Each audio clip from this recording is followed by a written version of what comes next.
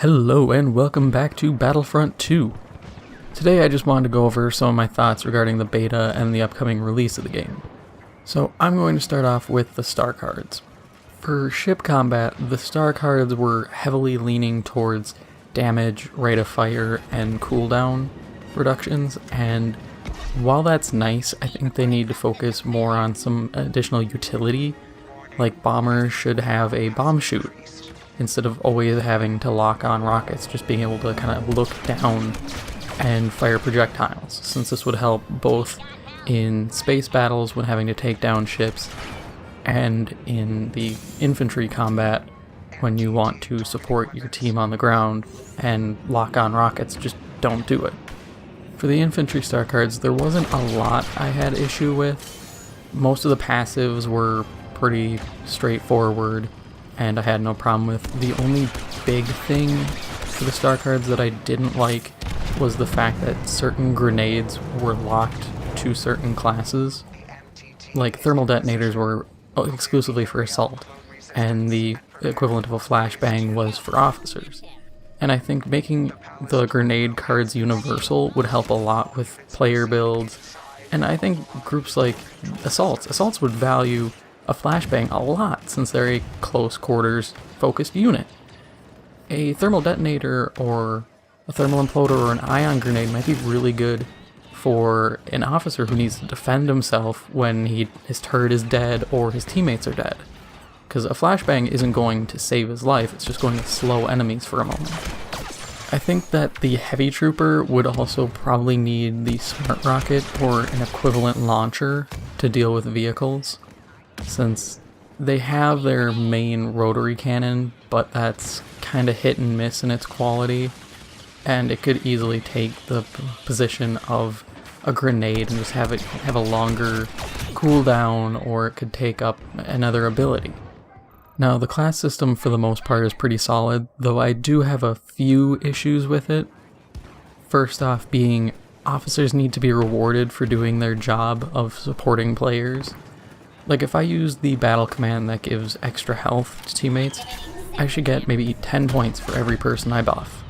If they get a kill wall buffed, I should get an additional 10 points.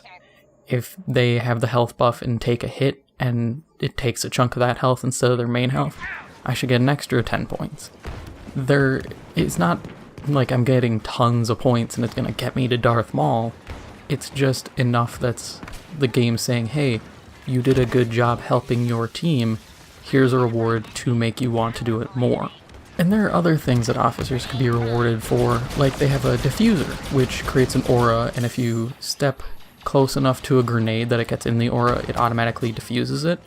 I think that should give 10 points, since considering I'm potentially saving the lives of 1 to, honestly on Naboo, sometimes like 5 guys, 10 points isn't going to really unsettle the game.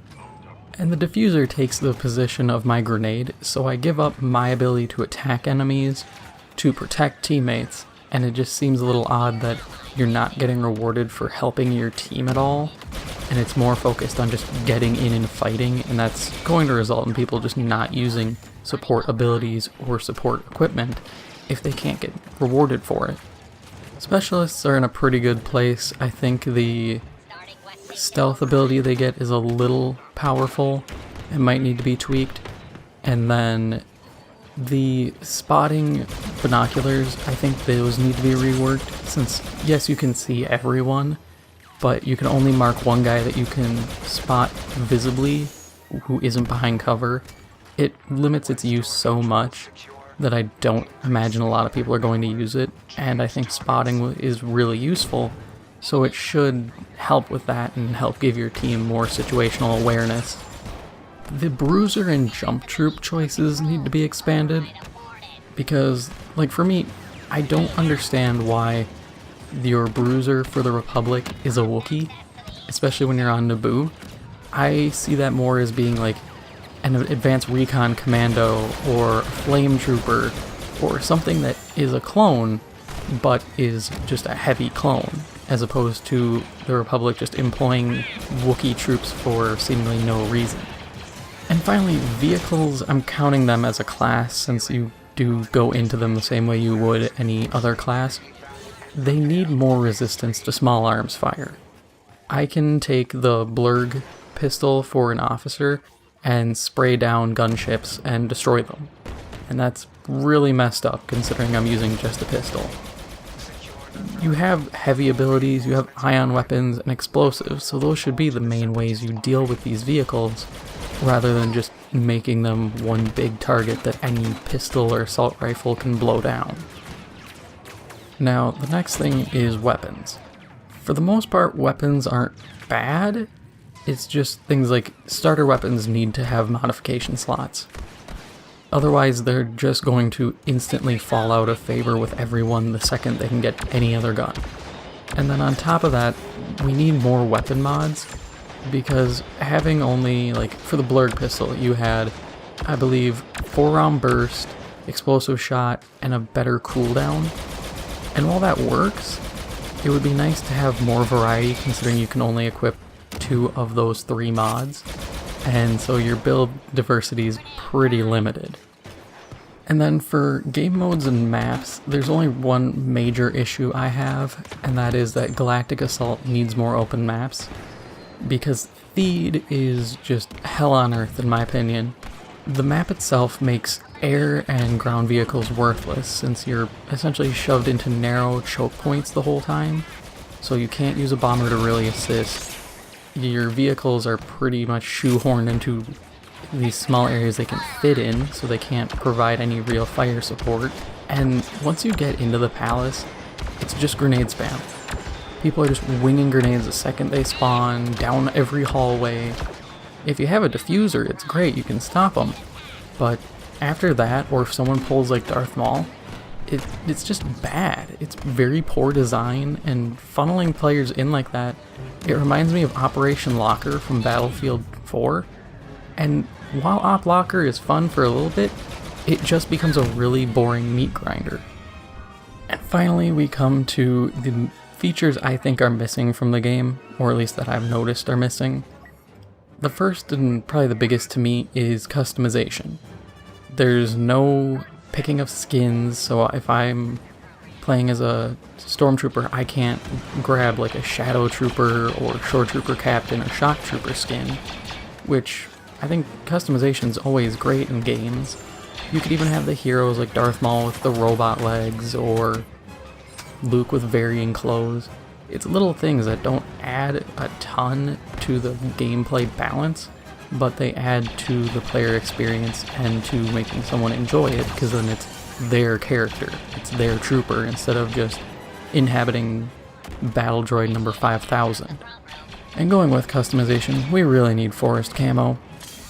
Commander Gree had forest camo on Kashyyyk, so it is canon for clone troopers to have it, and it would make sense that the Empire and First Order would use camouflage. I don't care how powerful they are, I don't think any commander is stupid enough to just say, yeah, we're in bright white armor. I get we're on, an entirely black or forested planet. Let's just go out and nothing bad will happen to us even though we stand out like a sore thumb. The next missing feature I noticed was the lack of an ability to identify squad mates. It's tough to know who you have to stick by for the extra teamwork points, since your squad rotates every time you respawn and you can't see who's in your squad. Yes, you can see a name, but I don't know if a guy is on one side of the map or the other until I can actually visibly see him. And that makes things difficult, and since there's no real way of identifying who's in your squad, people don't stick together, and that's points wasted, and it's not a very well designed system.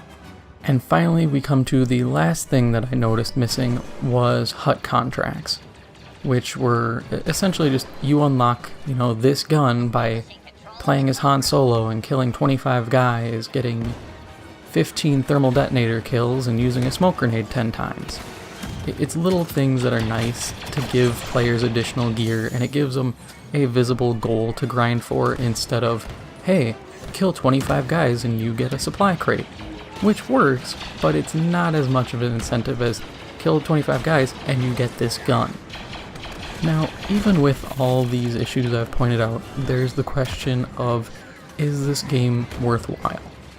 And I think yes, the loot crates are going to be something we're going to have to see and figure out if they're a good idea or not.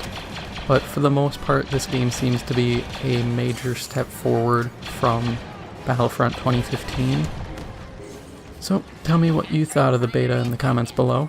If you saw the same problems I do, or if there's some other issues that I failed to point out, I'd love to hear it. If you like my content, please make sure to hit the like button. If you are new, please make sure to hit the subscribe button. Thank you for watching, and I'll see you in the next one.